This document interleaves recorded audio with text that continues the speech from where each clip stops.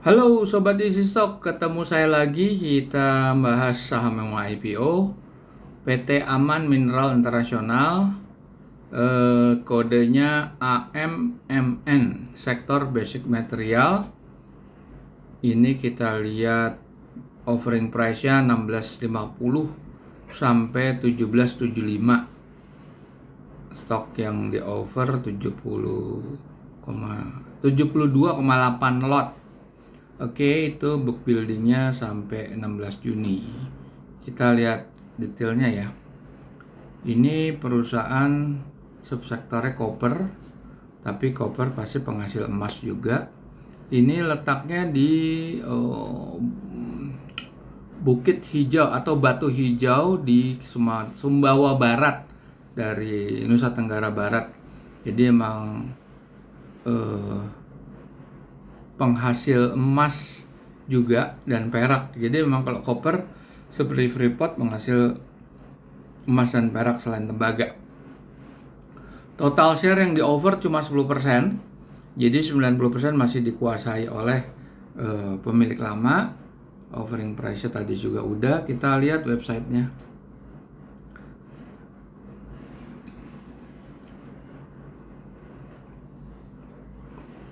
Nah, kita akan melihat ini ya. Ini concession area-nya 25.000 hektar. Kopernya 17,5 miliar pound.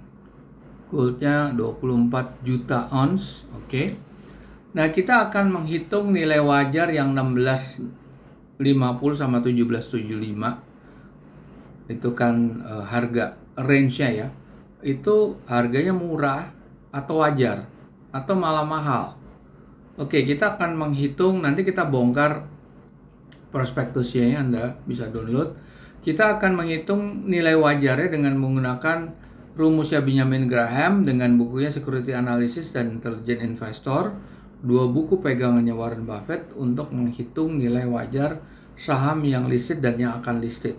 Sekarang sudah ada aplikasinya bisa menghitung sendiri, tinggal masukin angka-angka. Anda download di Google Play Store, namanya Easy Stock. Oke, ketik Easy Stock, Anda open.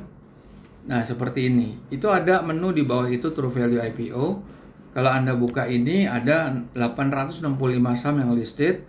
Anda bisa lihat perbandingan harga pasarnya dengan nilai wajar tertinggi dan terendah.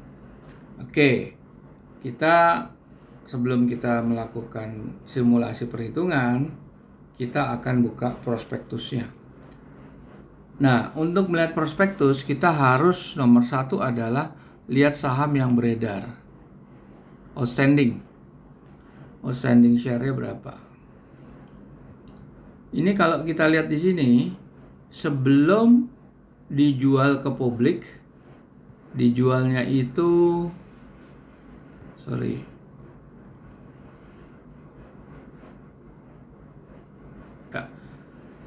dia jualnya ke publik itu hanya 10% ya, hanya 10%. Sebelum dijual jumlah saham yang outstanding 65 miliar. Setelah dijual ke publik 10% menjadi 72,8 miliar. Oke, setelah itu kita masuk ke laporan auditnya. Laporan auditnya di bawah sekali tuh. Oke. Nah, di sini Anda masuk dulu, di awalnya adalah ininya balance sheet ya. Nah ini kita lihat P&L. Kita lihat di 2 periode 2022, yaitu yang berakhir 31 Desember dan 2021 juga yang berakhir akhir tahun ya.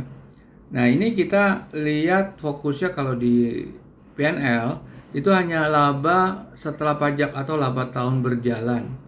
Nah, ini kita harus periksa nih, ada nggak yang hanya accounting treatment seperti di akun-akun beban dan pendapatan lain.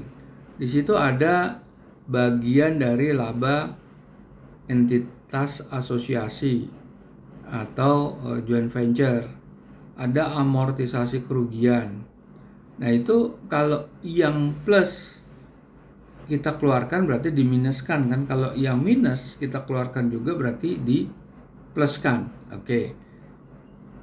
Kemudian kita lihat di neraca. Neraca kita hanya fokus ke aset lancar. Kita cari netnya. Netnya itu harus kita buang-buang akun-akun seperti biaya dibayar di muka, piutang pajak itu pasti lebih dari setahun. Terus pajak penghasilan dibayar di muka, aset derivatif, sama kas yang dibatasi penggunaannya. Meskipun bagian lancar, tapi dia pasti buat jaminan tuh biasanya lebih dari 1 tahun. Oke, kita bandingkan dengan utang jangka pendek, jangka panjang. Nah, di sini lihat ini ada nggak dividennya nih? Dividen ada di sini, tapi tahun 2021, tahun 2022 dia tidak bayar dividen. Anda bisa cek ini view-nya, Anda bisa putar. Terus kita lihat capex-nya ada nggak capex? Capex ada, itu perolehan aktiva tetap nih 452.000 atau juta dolar. Tahun 2021-nya adalah 121,8 juta dolar. Oke, sekarang kita nggak cukup lihat di sini depresiasinya ada di mana. Ada nggak non performing di situ? Kita nggak lihat. Nah, kita akan buka sampai ke detailnya di 559.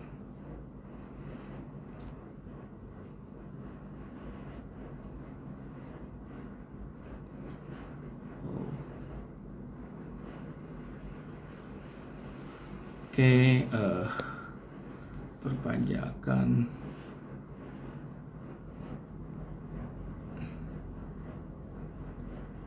Nah, di sini ada kas yang dibatasi penggunaannya ya. Piutang usaha, persediaan,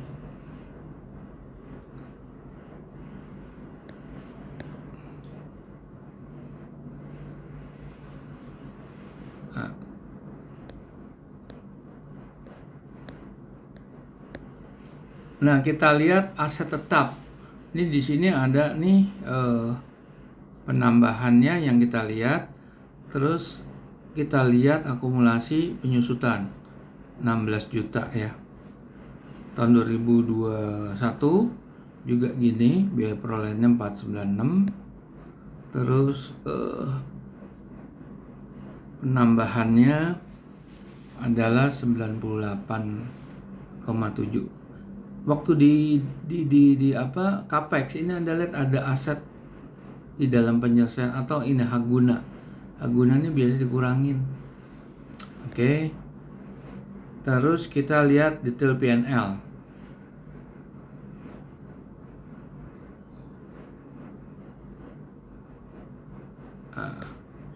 Kita lihat detail P&L-nya.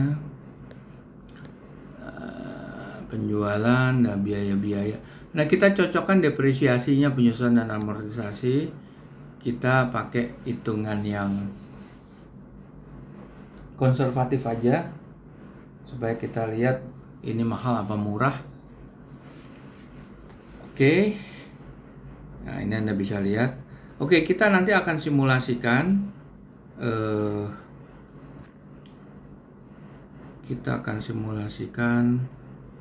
Oke, tahun 2021 ya. Tetap.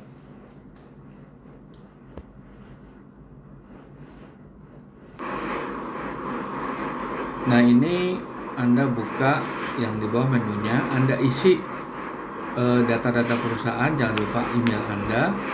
Terus Anda masukkan revenue growth, kita pakai 2%. Government bond-nya itu bisa dilihat di CNBC atau Bank Indonesia atau Bloomberg.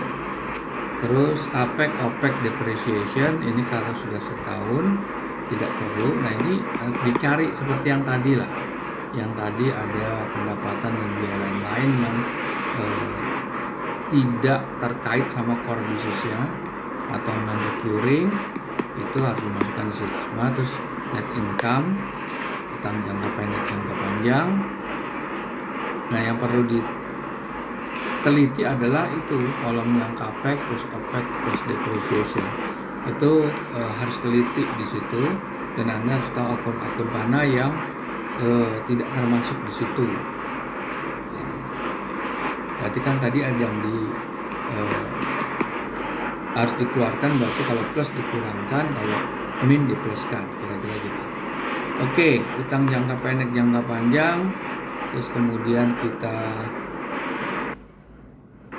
dividennya ada, terus kita minuskan, dan net current asset. Sekarang kita lihat 16.50 sama 17.75 tadi kan harga offering price. Ini masih tahun 2021. Kita klik.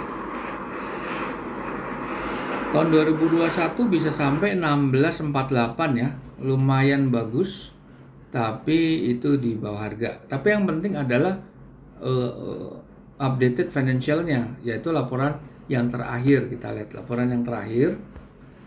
Ini adalah 2022 ya, closing ya, 31 Desember. Sama, Anda isi data-data perusahaan. Nah, ini sama Anda isi untuk laporan keuangan 31 Desember 2022. Oke.